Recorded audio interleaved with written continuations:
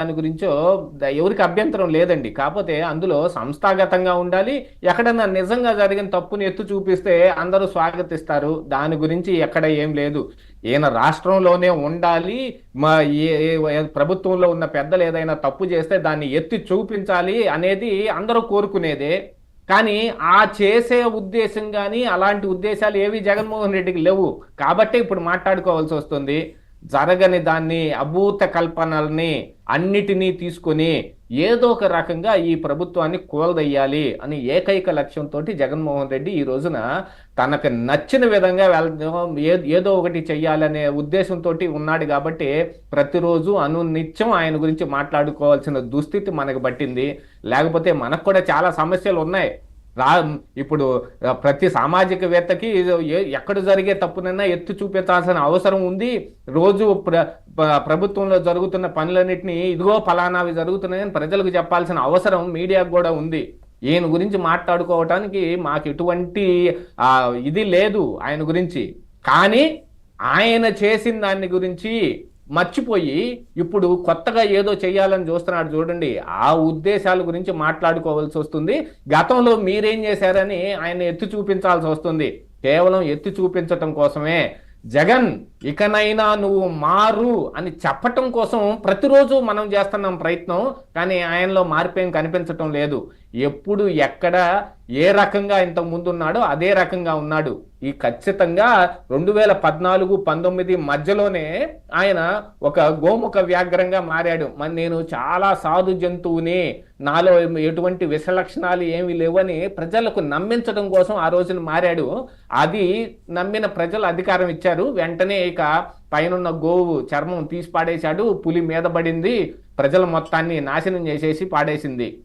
ఇప్పుడు అది పులి అని మనం ప్రజలకు అనునిత్యం చెబితేనే కదా మళ్ళీ అది పులి కాదు పిల్లేనేమోలే అని ప్రజలు భావించకుండా ఉండేది. దాని గురించి చెప్పాల్సి వస్తుంది. ఇప్పుడు ఈ ఎలకలు పట్టిన అంశం ఏదైతే ఉందో అది కూడా ఒక పెద్ద అంబక్కే. ఒక్క ఎలక కూడా పట్టుండరు నాకు తెలిసి. అక్కడ ఒక్క ఎలక కూడా ఉండుండదు.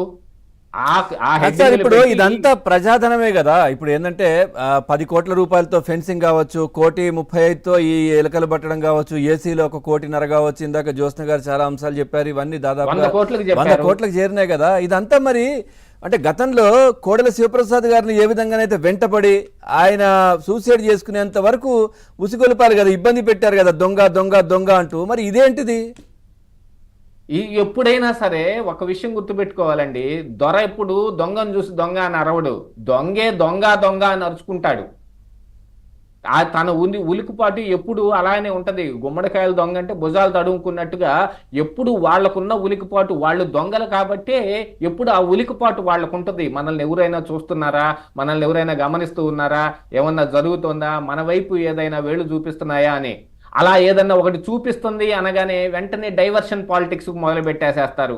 ఆ డైవర్షన్ పాలిటిక్స్ వీటన్నిటినీ వాళ్ళు బాగా సిద్ధహస్తులు కాబట్టి గతంలో అంటే సోషల్ మీడియాలో వాళ్ళు చేసిన ప్రచారాన్ని అది నిజమేనని నమ్మిన ప్రజలు అధికారం ఇచ్చి బొక్కబోర్లా పడ్డారు. కాబట్టే ఇప్పుడు ఏ మాట అయితే జగన్మోహన్ రెడ్డి చెప్పాడో నాకు 151 సీట్లు వచ్చాయి అని విర్రవీగాడో అదంతా ఉత్తి అంబక్కండి. దానికి మించిన సీట్లు కూడా ఉంటాయి చూడండి అని 164 ఈరోజు కూటమికి ఇవ్వటం జరిగింది. 175కు 175 అని చెప్పిన వాడు కేవలం 11 పొందాడు. కానీ విపక్షంలో వీళ్ళకి 1 సీటు కూడా రాదనుకున్న ఈ పార్టీలు అన్నిటికీ ప్రజలు ఇంత 164 సీట్లతోటి పట్టం కట్టారు అని అంటే దానికి కారణం ఏంటి? తన మీద ఉన్న ఏహ్య భావంతో.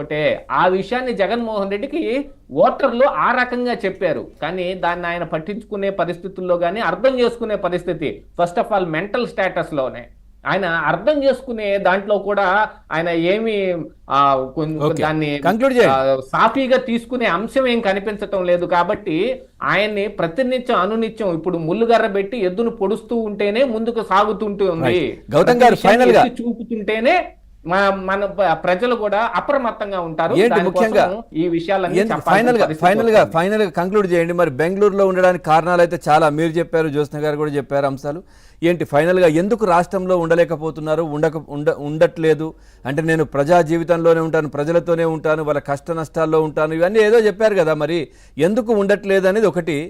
ఇందాక అది కూడా చెప్పారు జ్యోత్స్న గారు, ఇక్కడ ప్రజలందరూ సంతోషంగా ఉన్నారు కాబట్టి ఆయన వెళ్ళిపోయారని. ఎట్లా చెప్తారు ఫైనల్ కంక్లూడ్ చేయండి. ఇదే పరిస్థితి గనక ఇంకొక 3-4 నెలలు కొనసాగిందంటే నాకు తెలిసి జగన్మోహన్ రెడ్డి రాష్ట్రంలో కాదు దేశంలోనే ఉండకుండా పోతాడు. ఏ పరిస్థితి? ఈ రకంగా పచ్చదనంగా ఉండే పరిస్థితి కొనసాగింది అని అంటే, ప్రభుత్వం దగ్గర నుంచి ప్రజలకు అన్ని సజావుగా అందుతున్నాయి అని అంటే, ప్రజలు ఆనందంగా ఉన్నారు అని అంటే, ఎవరు ఏడవట్లేదు అని అంటే జగన్మోహన్ రెడ్డి దేశం వదిలిపెట్టే వెళ్ళిపోతాడు. ఈ రాజకీయాలు నాకొద్దు, ఏం చేస్తామండి ఇలాంటి రాజకీయాలు? ఎవడికి కష్టం ఏం కలగటం పోతే మనకెక్కడ పని ఉంటుంది?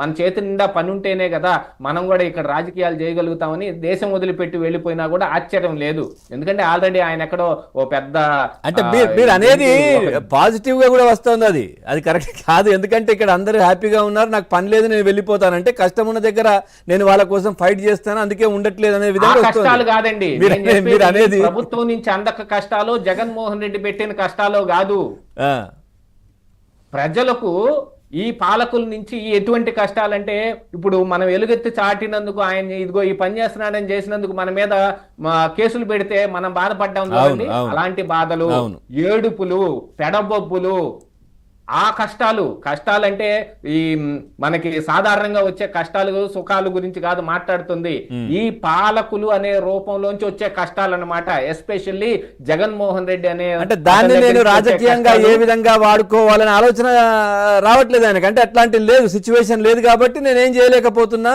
ప్రజల వైపు ఉన్నానని చూయించుకునే ప్రయత్నం చేయలేకపోతున్నాను అనేది. అదే దాని గురించి దేశం వదిలిపెట్టి వెళ్ళిపోయినా కూడా ఏం ఆశ్చర్యం లేదు. ఏడో ఆల్రెడీ ఒక ద్వీపం కొనుక్కున్నాడు అనుకుంటున్నారు, అందులో ఒంటరి బతికేస్తాడు అక్కడ ఉండి. ఆల్రెడీ భారతి గారు దేశం దాటి వెళ్ళిపోయారు అనే చాలా మంది ప్రచారం కూడా నడుస్తోంది. ఎందుకంటే జగన్మోహన్ రెడ్డి ఒక్కడే కనిపిస్తున్నాడు ఇక్కడ, మిగతా ఎవరు కనిపించటం లేదు. చెల్లెలు లేదు, అమ్మ లేదు, వాళ్ళందరూ కూడా ఈయన్ని వెలివేసినంత పని చేశారు.